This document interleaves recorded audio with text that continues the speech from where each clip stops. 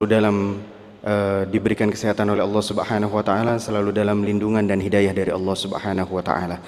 Baik, jamaah sekalian, malam hari ini adalah lanjutan kajian rutin kitab fikih keluarga dengan judul Berpisah atau Bersabar bersama guru kita Ustaz Dr. Syafiq Riza Basalamah hafizahullahu taala. Kami himbau kepada jamaah sekalian, terutama Bapak Ibu yang malam hari ini membawa putra-putri tercintanya ke Masjid Abdillah ini untuk menjaga putra-putri tercinta masing-masing sehingga kehadiran mereka di sini tidak mengganggu jamaah yang lainnya. Dan kemudian kami himbau para jamaah untuk bisa mendekat ya, merapat ke depan. Bagi yang bersandar seperti biasa hanya kami berikan kepada yang sudah sepuh ataupun yang mungkin malam hari ini sedang ada gangguan fisiknya ya. Bagi yang muda-muda silakan untuk bisa merapat ke depan. Jangan lupa saling sapa satu sama lainnya, berkenalan dengan orang yang baru dijumpai pada malam hari ini. Dan untuk sesi tanya jawab nanti malam hari ini kami hanya berikan kesempatan untuk sesi tanya jawab melalui pertanyaan tertulis saja. Jadi bagi yang ingin bertanya silahkan dituliskan melalui secari kertas. Kalau bisa pertanyaan singkat saja ya. Dan kami utamakan yang sesuai temanya dengan pembahasan kita malam hari ini. Baik, untuk akhwat mungkin yang kesulitan mencari kertas atau tidak membawa buku malam hari ini, kami akan sediakan, insya Allah kami letakkan di pintu sebelah kiri akhwat. Bagi yang butuh secari kertas, kami sediakan dari panitia insya Allah. Kemudian nanti akan ada door prize di akhir acara, akan ada pertanyaan dari Ustadz. Nah, insya Allah mungkin sekitar 2 atau 3 pertanyaan yang akan diberikan oleh Ustadz. Maka kami himbau jamaah sekalian untuk bisa menyimak dengan baik malam hari ini dan juga mencatat di buku catatan masing-masing.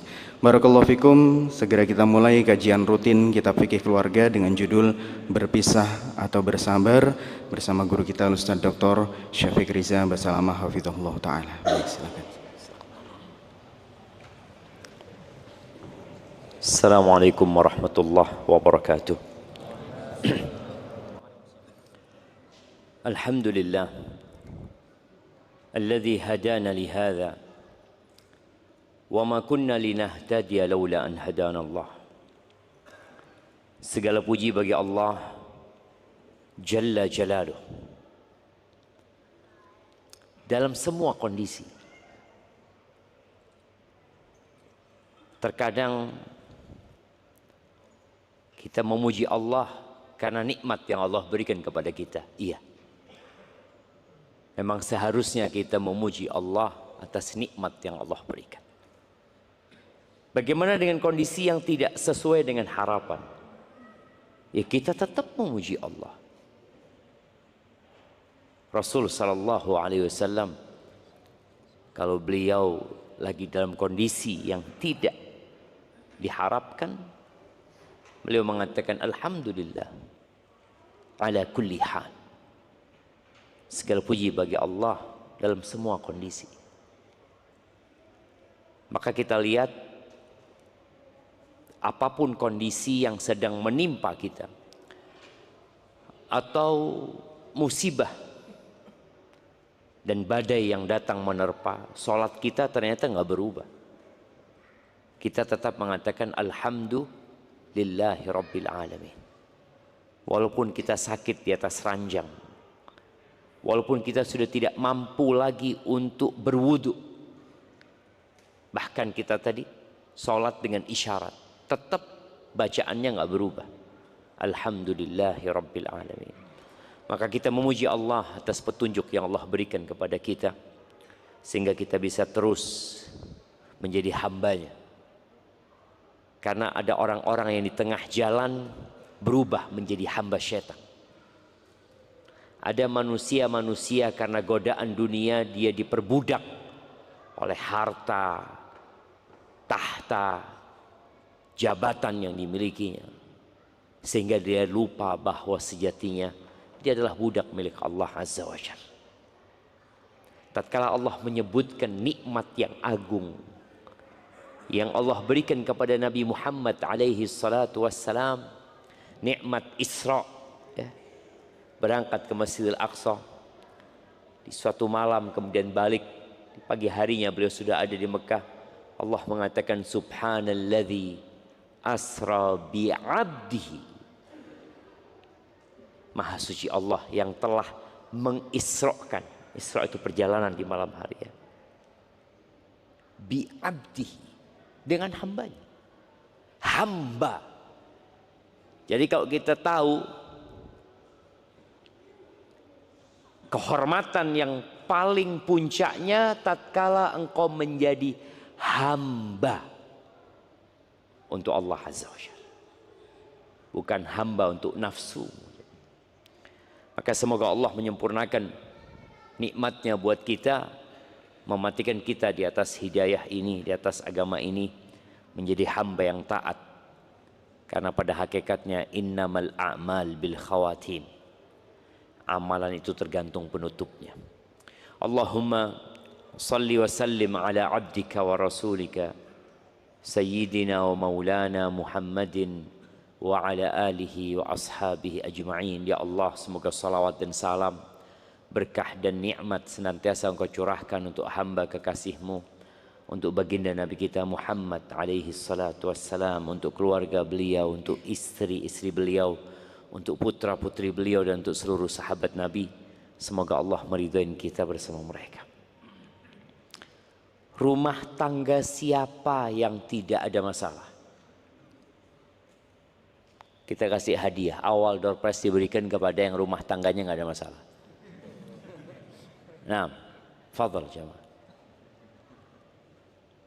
Mungkin ada, Anda nggak tahu. Rumah tangga siapa yang tidak ada masalah? Ahibati fillah. Di rumah Nabi alaihi salatu wassalam ada masalah. Bahkan Nabi alaihi salatu wassalam pernah menceraikan salah satu istri. Baik, siapa istri yang diceraikan dan kenapa? Nah, Hafsah diceraikan sama Nabi SAW. Kenapa diceraikan? Karena membocorkan rahasia.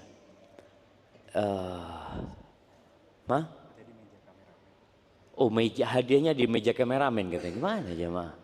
Ya nanti ya. Ya, kalau karena membocorkan rahasia, seharusnya Aisyah diceraikan juga. Bukan. Enggak. Enggak ada yang tahu cerita itu. Itulah pentingnya rumah namanya. Rumah itu ada temboknya. Rumah itu ada pintunya. Enggak perlu rahasia di rumah keluar. Makanya para ulama menyebutkan sampai hari ini masih terjadi silang pendapat. Kenapa Hafsah diceraikan? Oh, mungkin karena ini, ada yang mengatakan tadi karena membocorkan rahasia. Oh, enggak mungkin. Aisyah akan diceraikan juga kalau membocorkan rahasia. Enggak ada masalah.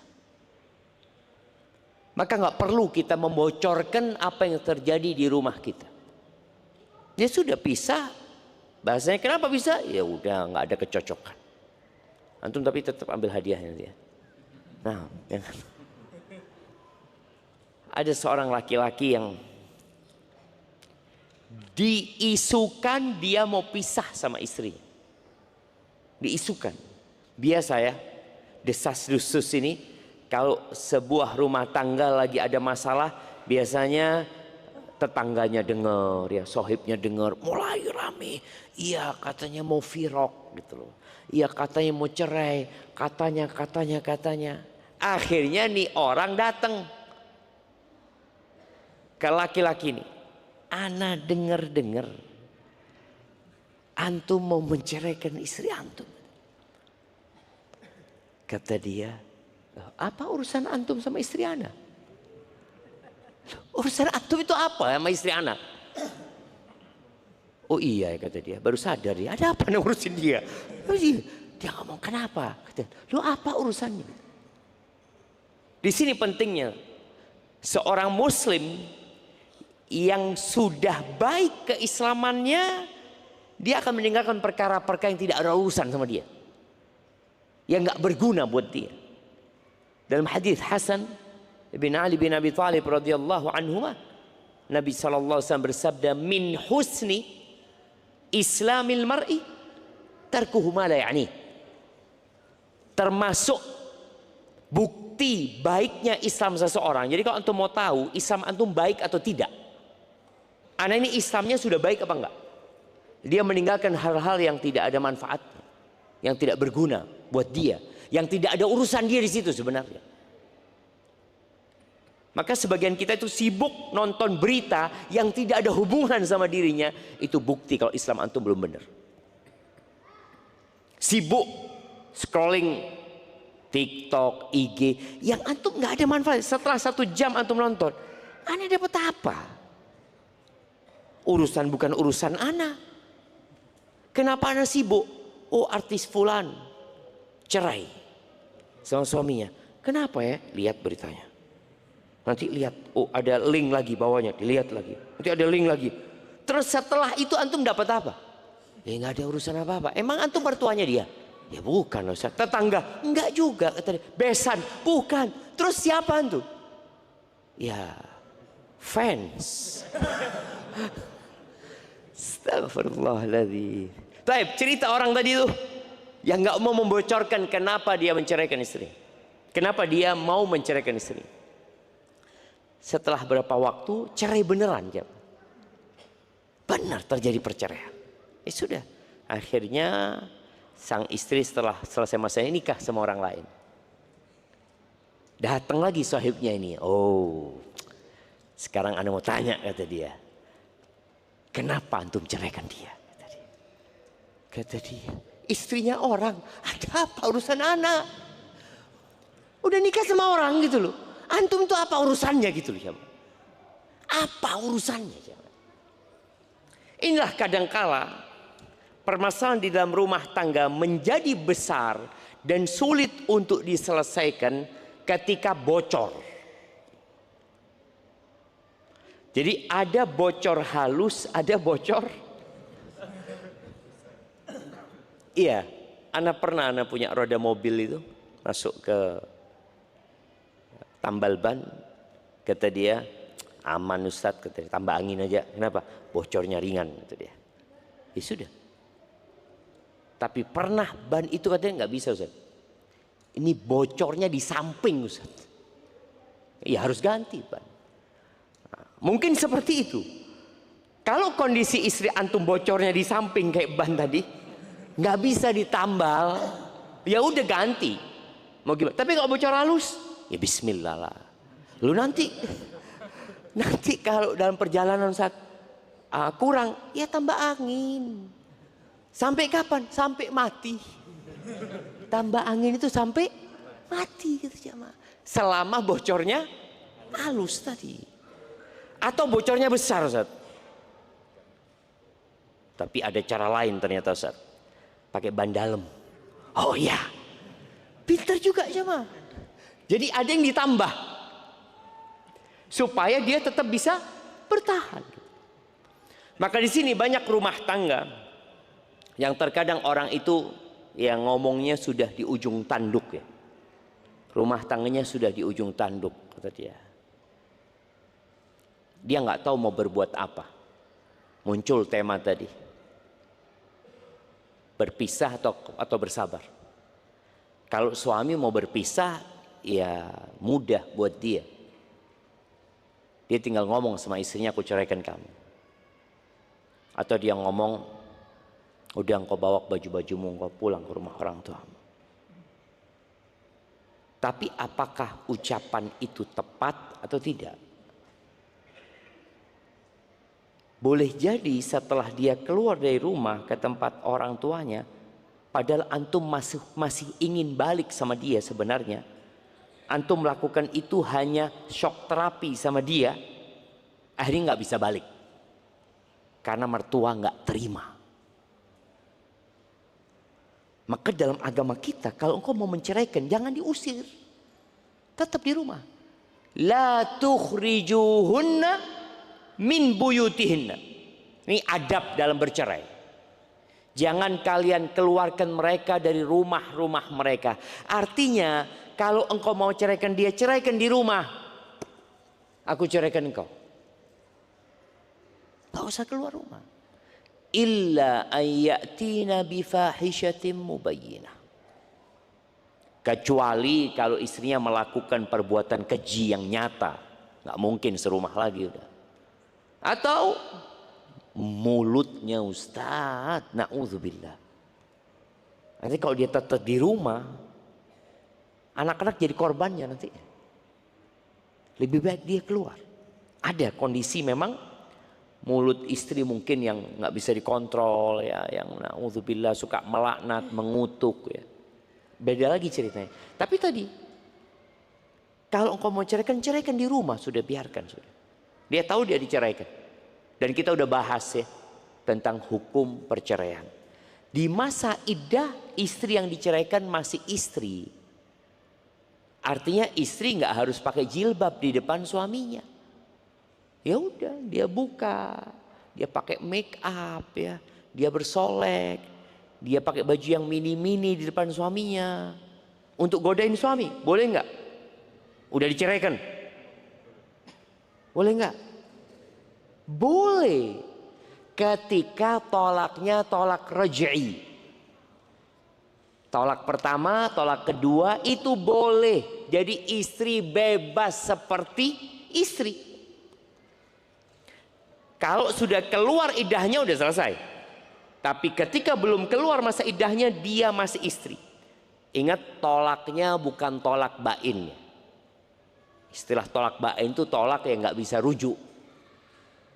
Tapi kalau tolaknya raj'i, silahkan. Maka dengan di rumah istri tahu aku ceraikan engkau. Jadi istri tahu aku diceraikan. Iya, engkau sudah aku ceraikan. Mulai malam ini engkau hitung masa iddahmu. Sudah.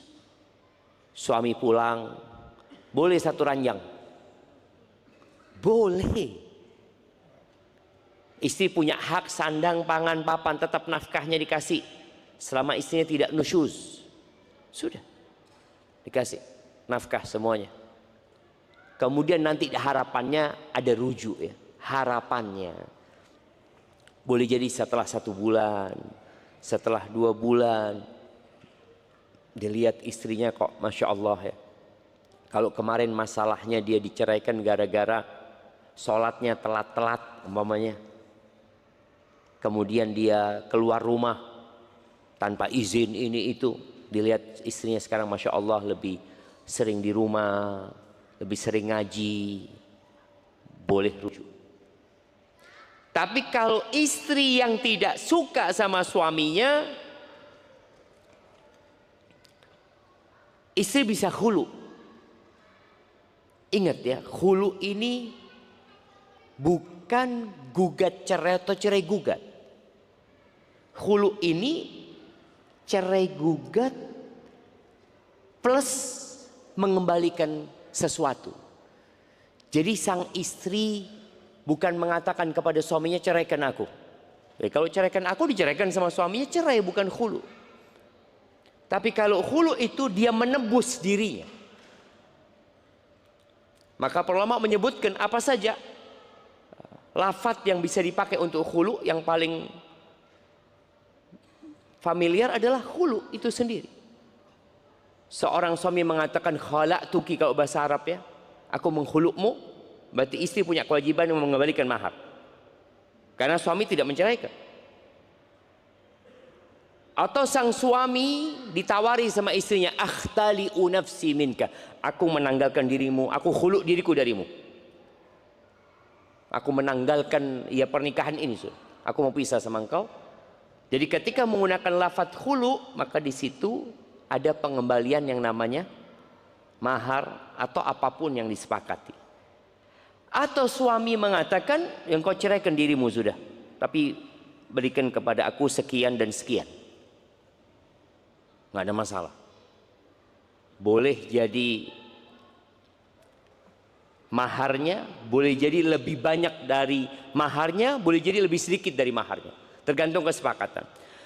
Terjadi di masa Utsman bin Affan radhiyallahu anhu, seorang sahabat ya, Rubayyi ibnata Muawwid. Rubayyi ini pernah khulu di masa Nabi SAW sama suaminya. Kemudian dia nikah lagi. Katanya Rubayyi menceritakan tentang suaminya. Kana li zaujun yuqillul khaira alayya idha hadar. Aku tuh punya suami, kalau datang sedikit kebaikan yang dia berikan kepada aku, baik dari sisi materi, mungkin perhatian, karena ada suami-suami yang memang yang kurang perhatian, ya perhatian kurang, fulus mafi, gitu kan. Jadi kalau antum fulus mafi atau mafi fulus, tolong perhatiannya ditambah. Karena bagaimanapun istri akan paham. Ya gimana suami anak udah berusaha kerja tapi memang kondisi ekonominya seperti itu. Tapi perhatiannya ya, Masya Allah, pulang dari masjid atau dari mana dia petikin bunga. Walaupun bunga di pinggir jalan atau apa, nggak harus, betul, ini sebagai bentuk perhatian dia berikan kepada istrinya.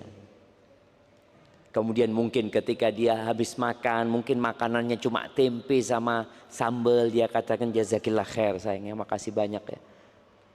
Jadi ini yang akan menjadi perekat rumah tangga. Jadi istri tahu memang dia miskin rumah tangganya, suaminya miskin, tapi sang suami memberikan perhatian lebih.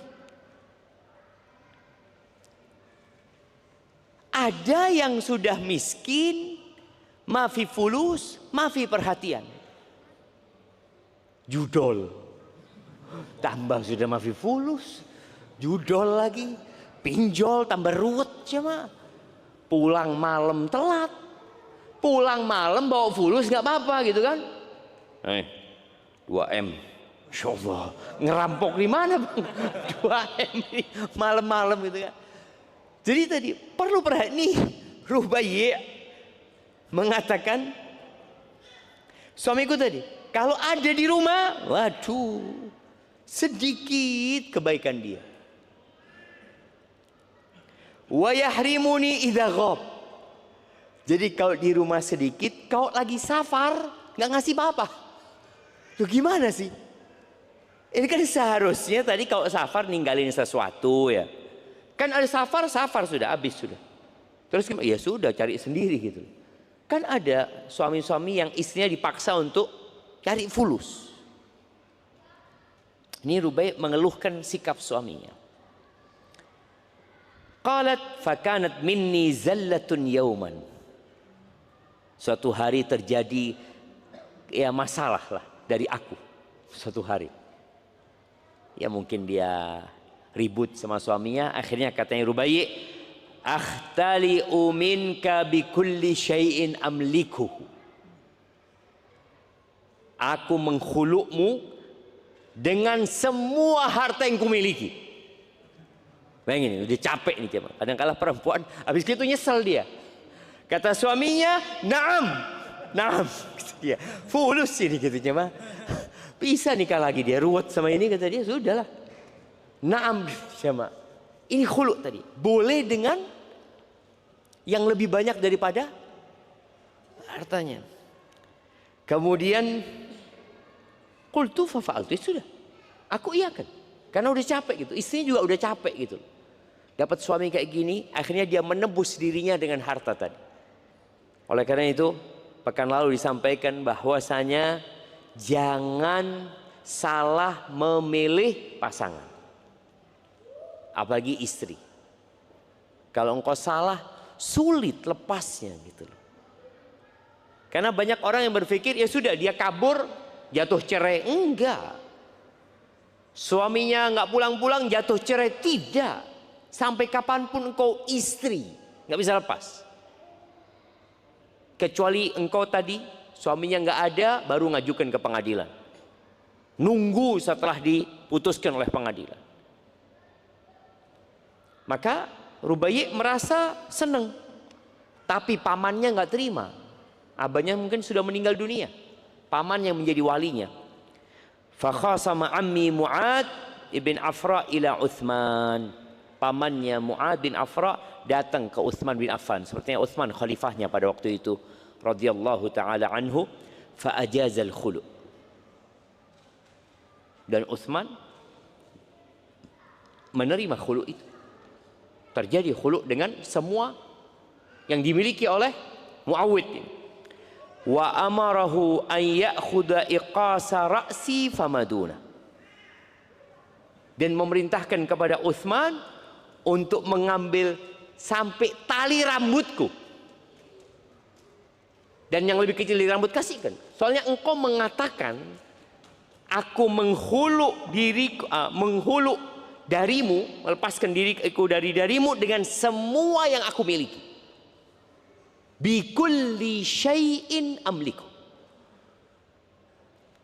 Maka akhirnya semua dikembalikan, tali rambut diberikan, ini itu. Boleh khulu dengan seperti itu.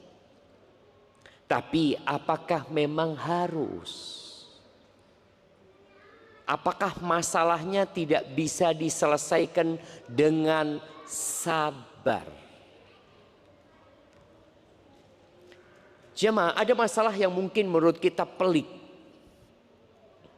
Menurut kita sudah nggak ada solusi. Ya, boleh jadi itu menurut kita karena sebagian kita menggunakan perasaan sehingga akalnya tertutup. Apalagi kalau sudah sakit hati sama suaminya, hilang semua kebaikan suaminya. Makanya kenapa Rasul sallallahu alaihi wasallam ketika mengatakan uritun nar fa idza aktsaru ahliha nisa, ditampakkan kepada aku neraka dan kebanyakan penghuni neraka adalah wanita. Walimah ya Rasulullah. Perempuan pada tanya, kenapa? Kata, yukthirna al-la'n wa yakfurna al-ashir. Allah dikatakan yakfurna, mereka banyak melaknat, mereka kufur sama suaminya. Di riwayat lain dikatakan mereka kufur, bukan kufur kepada Allah tapi kufur kepada suaminya. Nabi membuat sebuah ungkapan ya, yang subhanallah, ana percaya dengan sabda Nabi sallallahu alaihi wasallam, yakin 100% bahwa banyak wanita yang kalau sedang sakit hati sama suaminya, padahal suaminya baik, sepanjang tahun berbuat baik kepada istri, tapi gara-gara satu kesalahan sang istri mengatakan, ma ra'aitu minka khairan qat, aku tidak pernah melihat engkau berbuat baik kepada aku sedikit pun. Tak pernah. Loh, berapa tahun kita berumah tangga? 12 tahun. Nggak pernah engkau lihat kebaikan dari aku. Nggak ada. Bener nggak ada. Kalau sudah sakit hati jemaah, nggak ada, bener-bener nggak ada jemaah. Pernah ada cerita seorang raja di Andalusia sana ya. Kalau cerita Andalus maka kita cerita duka, cerita kesedihan. Hampir 800 tahun umat Islam di situ, kemudian hilang, tidak ada. Jadi kalau antum ke Andalusia, ke Spanyol ya, ke Madrid sana, atau ke Valencia, ya ada mungkin bekas-bekas kejayaan Islam, bekas kejayaan Islam yang sudah runtuh, udah nggak ada lagi. Apa penyebabnya? Sibuk dengan dunia, ya mereka sibuk dengan bangunan, bangun ini, bangun ini, bangun itu. Ini ada seorang raja, suatu hari istrinya melihat orang kampung itu main lumpur. Antum tahu kalau lagi ada sawah ya, lagi nanam padi, sebelum nanam padi itu kan dibajak ya. Ngelihat gadis-gadis kecil itu pada main lumpur jemaah, lempar-lempar, senang mereka. Istrinya ingin jemaah, Bang, aku kepingin bang, kata dia. Waduh, gimana ya? Istrinya kepingin. Akhirnya dibuatkan lumpur dari coklat. Bayangin ya, kalau di Indonesia itu ada rumah coklat, ada istana coklat, ada apa? Ini lumpur coklat. Mandi istrinya di sana jamaah ya, bersama dayang-dayangnya ini tuh, bahagia sekali. Hari berputar, roda kehidupan berputar, kerajaan ini runtuh.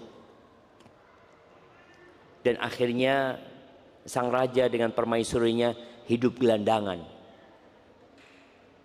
Ya sudah, hidup di tempat pengungsian ya. Suatu hari terjadi kesalahan lah. Suami mungkin sama istrinya ngomong mungkin tidak enak, marah istri, mengatakan seperti yang disabdakan Rasul SAW. Ma ra'aitu minka khairan qat. Qat itu sama sekali jemaah. Nggak pernah aku melihat kebaikan di dirimu, sama sekali nggak ada. Suaminya, wala yaumul wahl, hari aku bikinkan lumpur buat engkau, hari itu juga bukan kebaikan. Sudah habis jemaah. Itu yang terjadi. Maka tolong para wanita jangan bermudah-mudahan. Imma dia gugat cerai atau dia minta khulu. Kalau gugat cerai kan tadi tanpa ada pengembalian mahar. Khulu ada karena suami nggak mau menceraikan. Tapi kalau suami yang menceraikan, sudah aku ceraikan engkau, selesai, jadi nggak ada khulu. Tapi kalau sudah suami nggak mau, kemudian engkau hendak menebus dirimu, silahkan, nggak apa-apa. Tapi jangan terburu-buru. Waktunya kapan? Bil yamin. Waktunya kapan? Kalau cerai, ini bicara cerai. Siapa yang bisa menyebutkan kapan waktu cerai yang sunnah dan diperbolehkan dan kapan waktu cerai yang terlarang? Fadhal. Nah, ada mic yang bisa nggak ada. Type yang keras suaranya.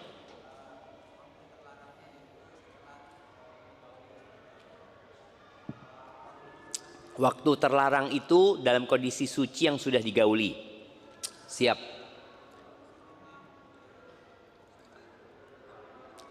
Waktu suci belum digauli. Ya, itu sunnahnya. Bolehnya kapan?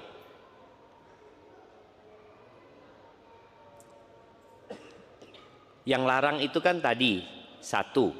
Terus waktu yang lainnya yang terlarang kapan? Waktu haid yang terlarang, waktu hamil yang diperbolehkan. Nah, sahih apa enggak? Iya, kasihkan aja, nggak apa-apa jemaah. Iya, jadi sunnahnya itu kalau mau menceraikan istri, mikir suami, pakai akalnya. Kalau engkau menceraikan istrimu, tadi malam baru aku gauli dia, nggak jadi, jangan. Istriku masih haid, nggak boleh, haram hukum, dosa. Walaupun cerainya jatuh tapi dosa. Terus kapan? Nunggu dia suci. Jadi suami benar-benar nunggu. Istrinya sedang haid ya, kayaknya rumah tangga kita sudah nggak bisa dipertahankan. Ngomong gitu. Terus sang istri ngomong, ya terserah. Ya udah, nunggu. Istrinya kan masih haid. Ketika suci biasanya suami ini nunggu istrinya suci memang. Ketika suci nggak kuat sang suami, digaulin istrinya. Terus bang, kayaknya nggak bisa sekarang pisahnya. Iya kayaknya. Kita lihat nanti. Nah jemaah, jadi memang seperti itu syariat ini. Jadi larangan itu jangan dilanggar. Mesti ada hikmahnya di situ. Kenapa kok dilarang gitu loh? Terus kalau memang menceraikan tadi kondisi yang sunnah itu dalam kondisi suci yang belum digauli. Yang boleh dalam kondisi hamil. Masyarakat banyak menyalahkan. Enggak, itu boleh. Kalau hulu kapan saja. Kalau khulu kapan saja. Kenapa? Karena ada perbedaan dengan tolak. Kalau tolak itu kan suami yang melakukan. Kalau khulu istri yang meminta. Jadi biasanya karena sesuatu yang membahayakan dia, ya sudah, karena dia memang minta pisah, ya udah, kembalikan maharnya udah kapan saja. Mau datang dalam kondisi haid, dalam kondisi suci habis digauli, boleh jadi dia ada KDRT dari suami dalam kondisi dia digauli, kemudian dia mau melepas dirinya, silahkan. Itu kalau memang pilihannya seperti itu. Jamaah rahimakumullah, sempat disinggung bahwasanya perpisahan dengan khulu ini masuk tolak atau fasakh. Jadi kalau tolak berarti terhitung dari 3 tolak yang dimiliki suami. Jadi kalau khulu ini masuk tolak ketika sang suami menghulu istrinya atau istri meminta khulu kepada suaminya, berarti terhitung tolak 1. Tapi kalau fasah enggak masuk hitungan. Dan kalau dilihat pendapat jumhur ulama masuk tolak, masuk dalam tolak. Tapi yang dikuatkan oleh Syekh bin Utsaimin rahimahullahu taala, dan itu salah satu pendapat dari kalangan Hanabilah, sebagian salafus saleh, pilihan dari Syekhul Islam Ibn Taimiyah dan Asy-Syaukani, mereka berpendapat bahwasanya khulu itu fasakh. Fasakh itu artinya nikahnya dibatalkan, dipisahkan. Jadi bukan tolak. Sehingga nanti ini akan berdampak kepada iddahnya. Jadi iddahnya khulu itu ada 2 pendapat ulama.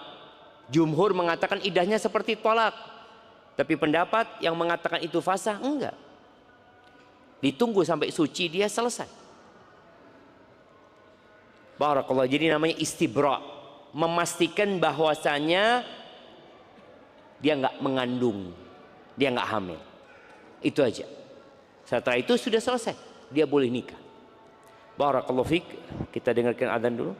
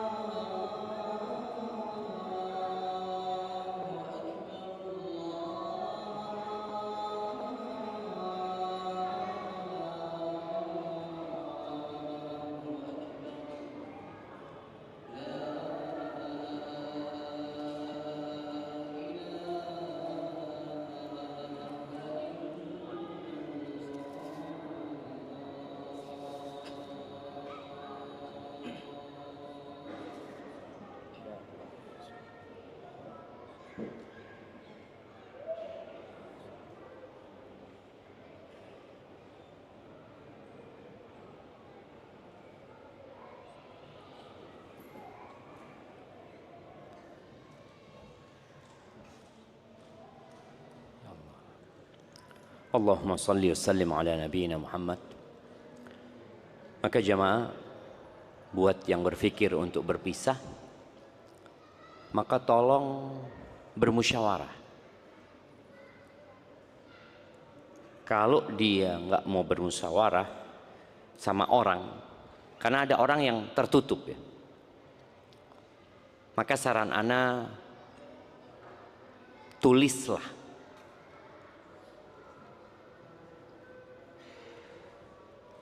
dampak-dampak negatif dari perceraian dan apa positifnya kalau bertahan dengan kekurangan suami. Tulis saja, atau engkau tulis dulu kelebihan dan kekurangan suami. Tulis. Kadang-kala istri itu memang lupa sama kelebihan suami. Pernah ada seorang perempuan yang curhat, dia mengatakan suami anak gini, suami anak, suami. Terus anak terakhir ngomong, Bu, emangnya suami ibu nggak punya kebaikan? Ada, Ustaz. Coba sebutkan ibu. Mulai dia mengingat, 1, 2, 3, 4. Terus saya dia ngomong, ya Ustaz nggak jadi sudah Ustaz, kata dia.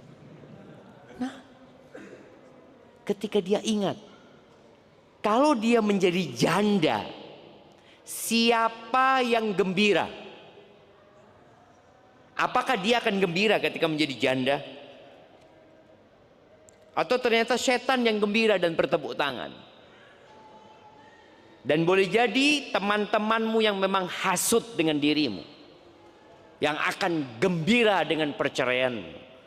Boleh jadi kerabat-kerabat yang selama ini memang iri dan dengki terhadap rumah tanggamu, maka tatkala engkau berpisah, mereka akan berpesta pora. Boleh jadi seperti itu. Maka engkau pertimbangkan, sopo sing seneng lek aku pegatan? Siapa? Engkau akan bahagia? Enggak. Kecuali tadi suaminya dolim, KDRT macam-macam, mungkin engkau akan merasa terlepas. Tapi tolong pertimbangkan itu. Kemudian musyawarah dengan orang yang mencintaimu, bukan orang yang kau cintai. Beda ya. Ada orang yang engkau cintai tapi nggak cinta sama engkau. Jadi kalau musyawarah dalam kondisi seperti ini, musyawarah dengan orang yang dia cinta sama engkau. Dia ingin kebaikan buat dirimu. Tapi kalau aku cinta sama bibiku, sama kakakku, belum tentu kakakmu cinta sama engkau. Belum tentu. Maka kalau mau musyawarah tadi dengan kerabat, dengan orang yang dia cinta, yang dia ingin kebaikan buat dirimu. Kalau nggak ada, ya cari orang yang netral, yang dia kalau ngasih masukan sesuai dengan syariat. Dan orang ini orang yang bijak. Setelah itu baru putuskan. Dan juga bagi suami, kalau tadi engkau punya masalah dan engkau nggak kuat ya dengan sikap istrimu sehingga engkau ingin mengucapkan cerai, sebelum ucapan cerai itu keluar, engkau yang keluar dari rumah. Engkau yang keluar dari rumah. Karena boleh jadi engkau mengucapkan cerai itu tidak sesuai dengan akal sehatmu sebenarnya. Jadi kalau akalnya datang, enggak, seharusnya enggak pegatan. Tapi udah engkau ucapkan gitu loh. Maka sebelum engkau mengucapkan cerai, sebelum keluar tuh kata-kata cerai, maka engkau keluar dulu dari rumah. Berangkatlah ke masjid, berangkat kemana. Setelah itu udah dingin, engkau pulang. Kayaknya memang aku harus ceraikan dia. Oh fadhal. Setelah melakukan proses ya, seperti yang tadi disebutkan kapan menceraikan. Tapi jamaah, terakhir ya, ada perbedaan antara tolak dengan fasakh ini supaya kita faham kenapa Syekh Ibn Utsaimin lebih menguatkan pendapat bahwa khulu itu fasakh dan bukan tolak. Apa perbedaannya tolak sama fasakh? Tolak itu di tangan suami. dan karena keinginan suami. Dan dengan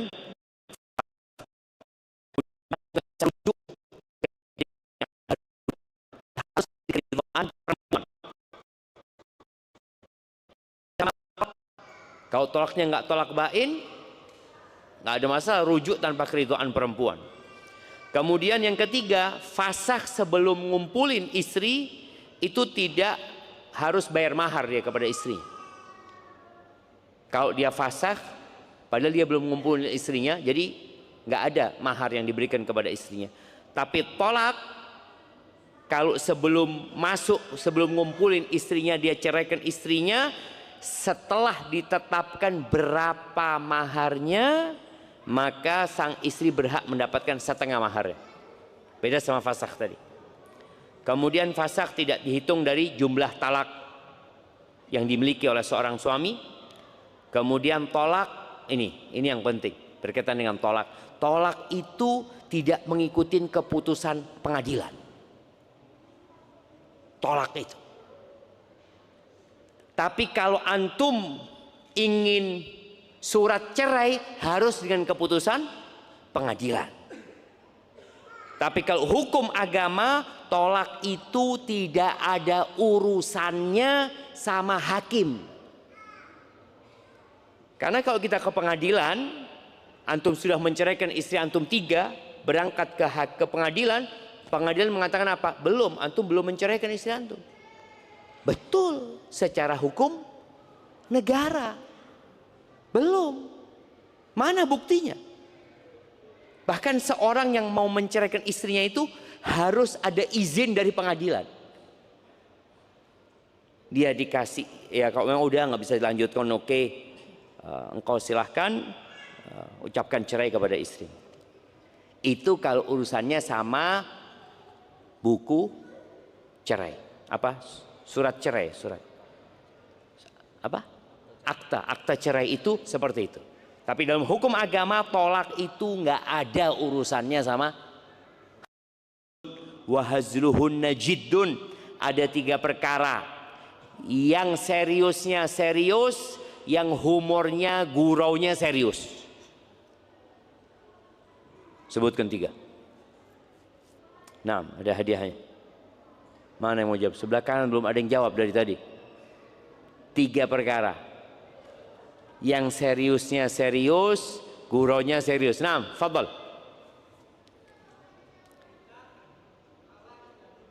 Nikah, talak, dan rujuk. Masya Allah, jazakallahu khair. Kasih anti ambil di kamera situ ya, hadiahnya. Betul ada hadiahnya. Nanti jangan-jangan belum ada hadiahnya. Oh, udah kesini hadiahnya jamaah. Ya nanti diambil ke panitia. Taib. Jadi nikah nggak bisa antum main-main sama sahib antum. Nih yang mahasiswa ya. Dia mengatakan, aku nikahkan kau sama adikku. Terus nggak? Qabil tuh, saya terima. Lundana cuma gurau, udah ada gurau. Sudah saya terima gitu. Nah, kalau dia memang walinya ya, nggak bisa tapi nikahkan yang dia bukan walinya. Saya nikahkan engkau sama anak tetangga. Qabil tuh, apa antum anak tetangga? Nggak bisa. Jadi tadi nikah itu nggak bisa gurau. Seriusnya serius, guraunya serius. Tolak juga sama. Seriusnya serius, guraunya serius. Yang ketiga rujuk. Ngomong saya rujuk kamu. Bener bang? Wah, siapa yang mau rujuk? Kau sudah ngomong rujuk terjadi. Barakallahu fik. Jadi seperti itu ya.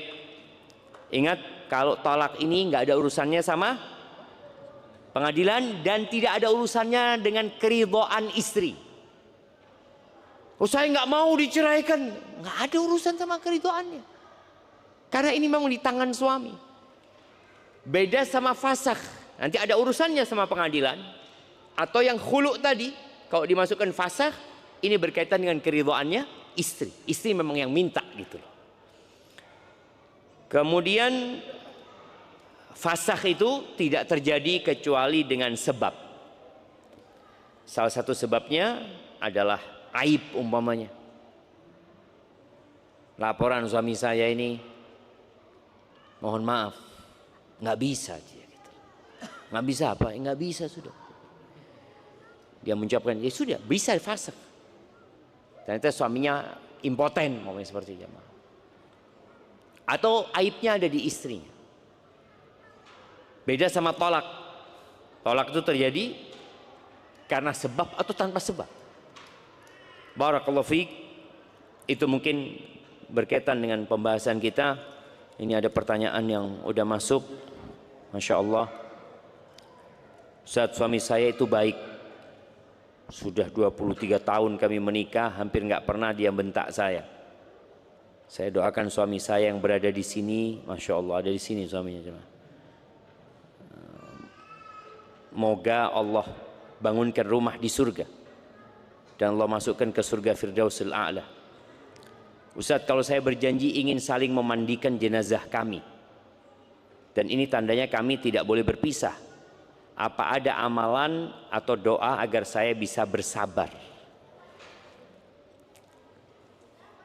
Bagi perempuan itu lebih mudah bersabar apa lebih mudah bersyukur? Hah? Lebih mudah bersabar apa bersyukur? Bersabar. Bersabar jemaah. Tadi sabda Nabi SAW, sulit bersyukur dia. Sabar iya. Sabar mau gimana lagi Ustaz? Wis tuwek, kan? Dia sabar gitu. Dia nggak melihat kepada kebaikan suaminya, atau dia sabar. Ya sudah lah Ustaz ya. Memang dia orangnya kayak gitu. Mudah-mudahan dia dimatikan husnul khotimah cepetan lah. Iya dia sabar. Artinya dia tahu suaminya nggak baik tapi dia bersabar. Untuk bersyukur sulit. Kenapa doa yang diajarkan Nabi SAW yang dianjurkan dibaca di penghujung setiap sholat itu adalah Allahumma a'inni ala dzikrika wa syukrika wa husni ibadati. Karena nikmat Allah itu lebih banyak daripada musibah. Makanya orang itu sulit bersyukur. Tapi untuk sabar, mau gimana lagi? Kan kita tahu sabar itu 3. Sabar melaksanakan perintah, sabar menjauhi larangan, dan sabar karena mendapatkan musibah. Sabar yang ketiga ini sabar terpaksa sebenarnya. Kenapa? Wis ya apa meneng wis gitu loh, wis musibah. Tapi kalau sabar karena melaksanakan perintah, butuh effort dia. Atau meninggalkan larangan, butuh perjuangan. Tapi kalau kena musibah, ya sudah diem sebenarnya gitu. Ketika dia yakin dengan takdir Allah Azza wa Jal, maka akan mudah.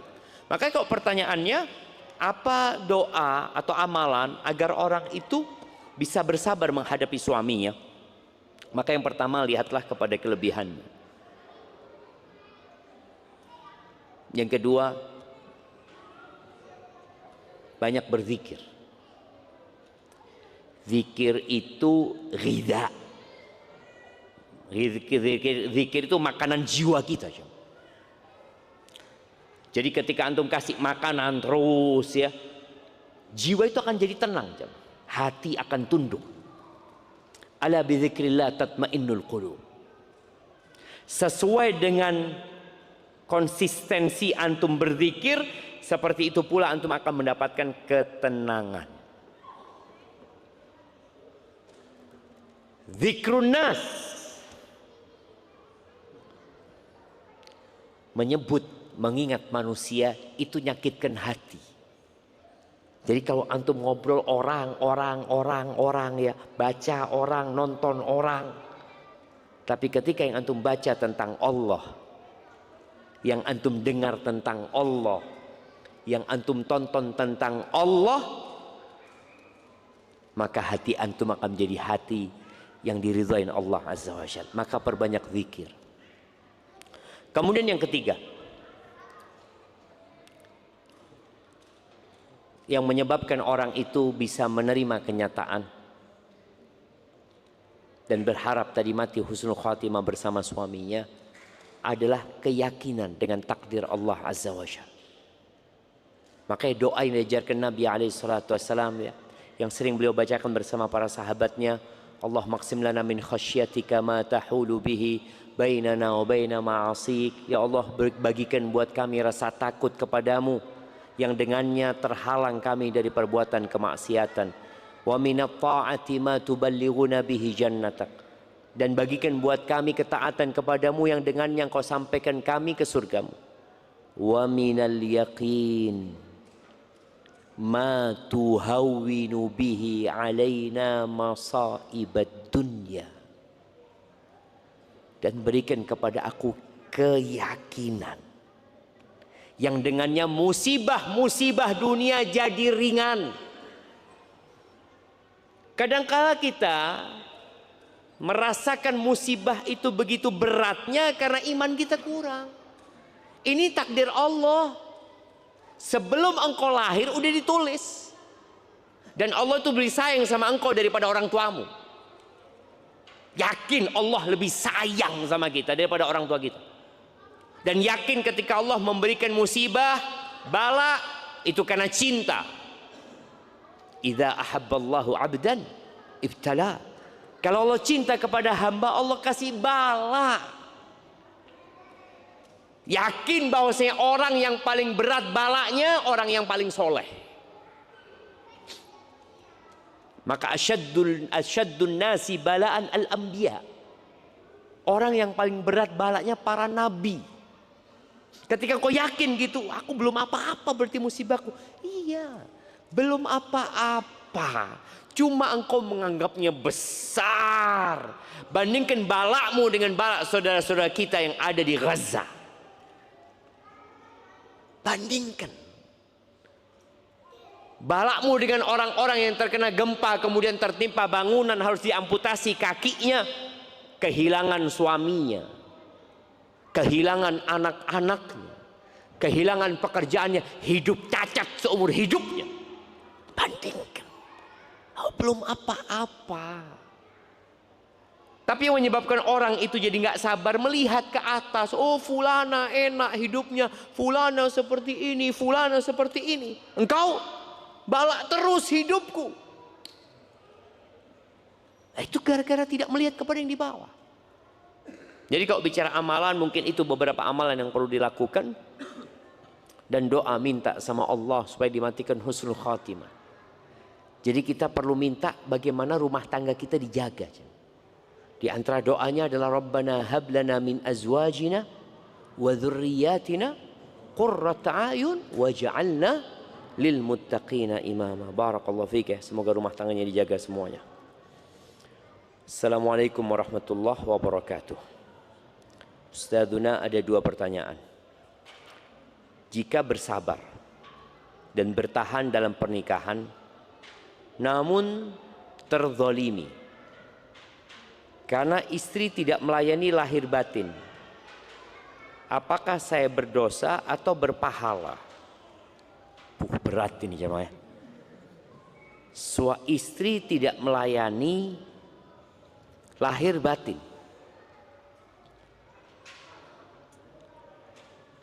Terus gimana istri antum ini? Kalau antum mau bertahan, karena kadangkala mempertimbangkan anak. Ya, istri nggak mau melayani, juga anak nggak tahu apa sebabnya.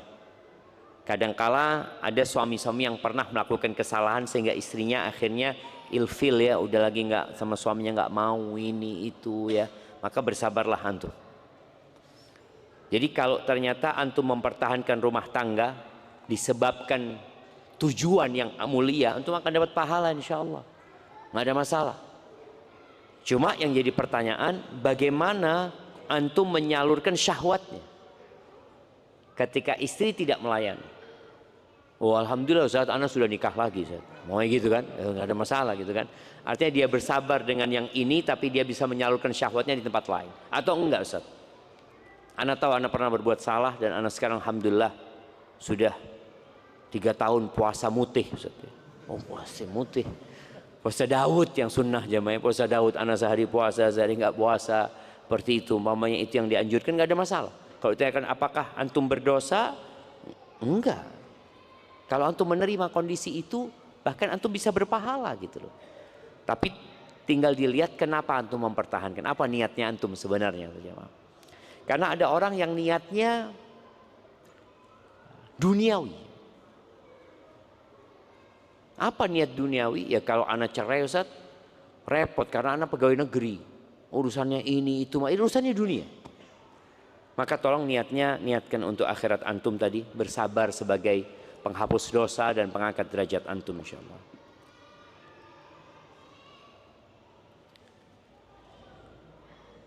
Bagaimana, apakah ada doa khusus untuk bisa punya rumah di Rabbani ini dan bisa bertetangga dengan Ustadz?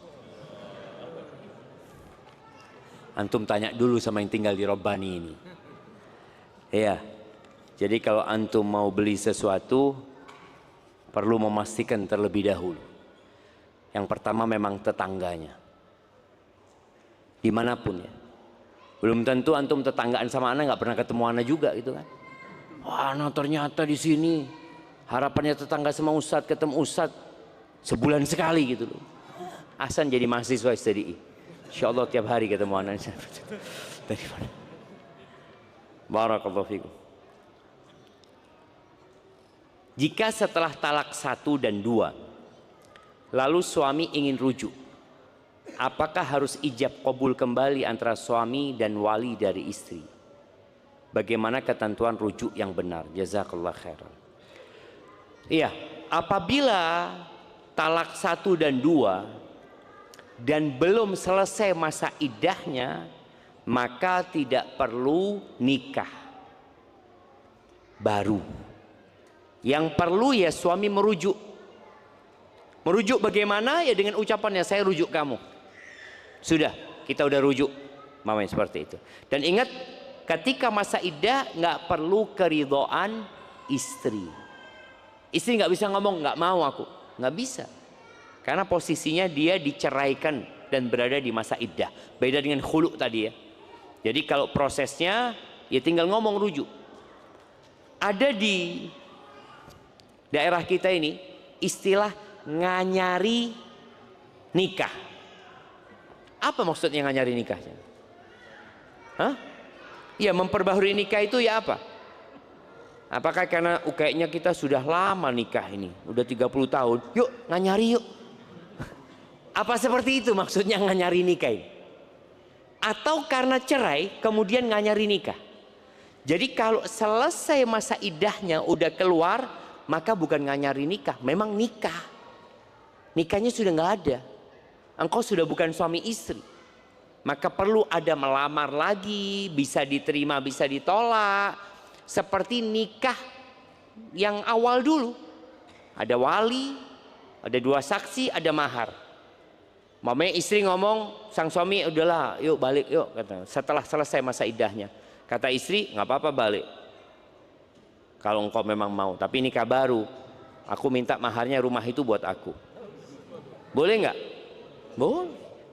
Boleh. Istri punya apa? Punya bargaining, punya daya tawar ya. Ya, udah mau aku. Rumah maharnya, oke nggak apa-apa. Rumah sama mobilnya sekalian. Yang penting rujuk, nggak apa-apa jemaah. Jadi ini kalau sudah selesai masa iddah. Kalau belum selesai masa iddah, istri nggak bisa nawar apa-apa. Mama, aku mau rujuk dengan syarat, nggak ada syarat. Karena ada di tangan suami haknya untuk rujuk itu. Barakallahu fikum. Afwan Ustaz, anak ingin bertanya. Bismillah.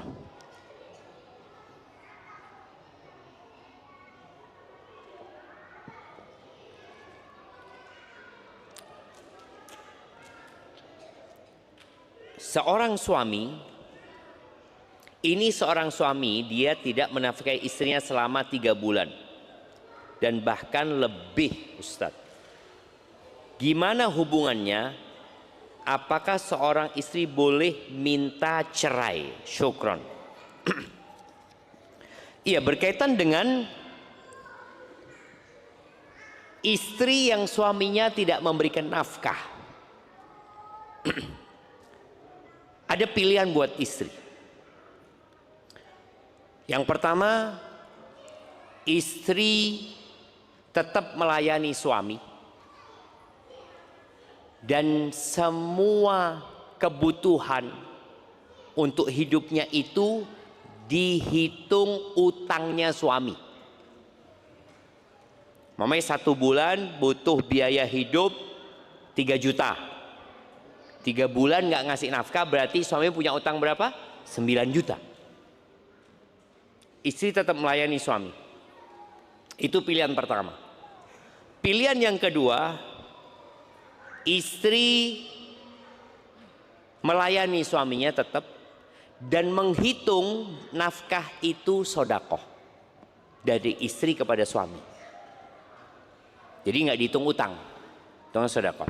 Yang ketiga, istri boleh tidak melayani suami. Nih para suami, kalau engkau tidak memberikan nafkah kepada istri, jadi nafkah dari suami ke istri itu beda dengan nafkah dari suami ke anak, dari suami ke orang tua. Nafkah dari anak ke orang tua atau dari bapak ke anak ya, itu disebutnya muasa, menolong, membantu. Tapi nafkah suami ke istri itu babnya bab al-muawadhah, transaksi imbalan. Transaksi. Jadi sang istri ini dikasih nafkah karena dia melayanimu. Oh, dia suruh di rumah, dia suruh masak, dia ngurusin engkau. Jadi transaksional, betul.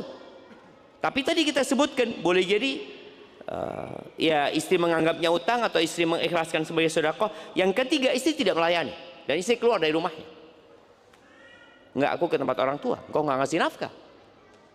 Sudah, aku ke rumah orang tua. Suami mengatakan, oh nusyuz, ini istri durhaka. Tidak, engkau yang durhaka. Tidak memberikan nafkah.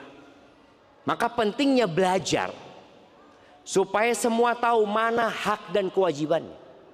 Ketika istri dinafkahin, dipenuhin, dia keluar rumah ke tempat orang tua yang tanpa izin, itu nusyuz. Tapi ketika istri tidak diberi haknya, maka dia punya hak untuk keluar rumah ke tempat orang lain dan dikasih makanan, Ustaz. Pergi ke rumah orang tua. Atau yang keempat, dan nunggu. Jadi istri di sana nunggu suaminya mungkin mau balik, nggak apa-apa dengan ngasih nafkah. Tapi istri nggak bisa nuntut nafkahnya yang 3 bulan tadi, karena dia posisinya memang tidak di rumah dan tidak melayani suaminya. Atau yang keempat, boleh dia gugat cerai kalau itu memang solusi. Tapi sebelum menetapkannya, maka tolong dipertimbangkan semuanya. Barakallahu fikum.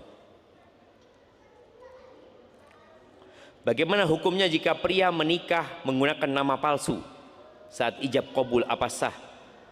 Sah. Yang penting orangnya itu gitu. Karena nikah kan fulan gitu kan, saya yang nikah. Walaupun mungkin namanya tidak sesuai, tapi orang taunya itu fulan gitu ya, muayyan gitu. Jadi orang yang memang ya ini anak yang nikah. Namanya saya ngakunya namanya Muhammad, oke. Saya nikahkan Muhammad, kamu kan orangnya dinikahkan sama ini. Insya Allah nggak ada masalah ya. Tapi kenapa harus nipu jangan? Antum kalau sudah dapat suami dari awal menggunakan nama palsu, boleh jadi ini memang pemain. Harus hati-hati. Hadza wallahu alam ya. Saya berencana untuk menikah pada umur 22 tahun. Dan bagaimana pendapat dan saran terbaik dari antum untuk niat anak ini? Kenapa 22 tahun? 20 aja, bismillah. Jadi nikah itu kata Nabi SAW nggak ada kaitannya sama umur. Yang ada kemampuan. Maka Nabi SAW mengatakan, ya ma'syaros syabab, kaulah muda. Ya masuk 22 ini masuk gitu. Pokoknya yang muda-muda, man istata'a minkumul ba'a falyatazawwaj. Barang siapa di antara kalian memiliki kemampuan secara semuanya ya, secara finansial dia mampu, secara fisik dia mampu, secara ilmu juga mampu. Dia punya kemampuan lah. Tapi intinya kemampuan yang paling ditekankan adalah kemampuan berkaitan dengan finansial. Karena dia harus bayar mahar. Dia harus memberikan nafkah kepada istrinya ini. Falyatazawwaj, maka hendaklah dia menikah. Mau dia mahasiswa tafadhol, dia belum bekerja, saya belum bekerja Ustaz. Boleh saya nikah, nggak apa-apa, yang penting antum punya fulus, ya anak punya warisan Ustaz. Alhamdulillah. Anak jadi ingat teman di Surabaya apa Sidoarjo. Ini anak SMA jamaah dapat warisan 430-an miliar. Warisan. Itu kalau bapaknya mati kan langsung turun ke anaknya kan jamaah. Bapak mati langsung, di rekeningnya langsung masuk uang segitu, langsung diblokir sama bank. Loh itu memang haknya dia gitu loh. Warisan jamaah. Saya nggak kerja, saya masih mahasiswa, boleh. Yang penting punya kemampuan tadi. Falyatazawwaj. Kenapa? Karena itu lebih membantu menundukkan pandangan ya, menyelamatkan kemaluannya. Jadi jauh dari fitnah lah. Tapi tadi perlu dipertimbangkan bukan hanya kemampuan finansial, tapi kemampuan secara emosional ya, secara akal juga antum mampu, karena nikah ini ya kalau bahasanya Bapak penghulu itu dia mengatakan ya senangnya 5%. Ada satu penghulu ngomong, Ustaz, nikah itu enaknya 5%. Sisanya enak sekali. Ya, tapi nggak kayak gitu ternyata jangan. Enggak. Itu omongan memotivasi supaya antum nikah. Tapi ketika antum nikah, ruwet ternyata. Iya. Iya, karena dunia ini semua kenikmatannya berbalut dengan keruwetan. Semua kenikmatan. Antum makan enak, ruwet nanti cari toilet. Betul. Masuk toilet, kunci sudah selesai, airnya mati. Allahu Akbar. Hati dunia jamaah. Makan enak, selesai, berangkat, kolesterol naik, asam urat, dunia. Artinya semua kenikmatan. Maka tadi antum kalau mau menikah umur 2 tahun, ya anda nggak tahu kenapa antum batasi umur 2 tahun. Fadhol, ketika antum sudah mapan, sudah punya kemampuan, ya silahkan antum nikah. Tapi jangan pilih istri, jangan salah pilih istri ya. Atau jangan pilih istri yang kemudian antum hanya melihat kecantikannya, ketika antum sudah nikah ternyata akhlaknya buruk, sehingga harapan antum mendapatkan sakinah nggak dapat, apalagi mawaddah dan rohmahnya nanti ya akan hilang. Jamaah rasa itu yang bisa anda sampaikan, karena masih banyak pertanyaan mungkin bisa kita baca di pertemuan yang selanjutnya. Kurang lebihnya mohon maaf. Subhanakallahumma bihamdika asyhadu an la ilaha illa anta astaghfiruka wa atubu ilaik. Assalamualaikum warahmatullahi wabarakatuh. Subscribe dan aktifkan loncengnya biar nggak ketinggalan video berikutnya.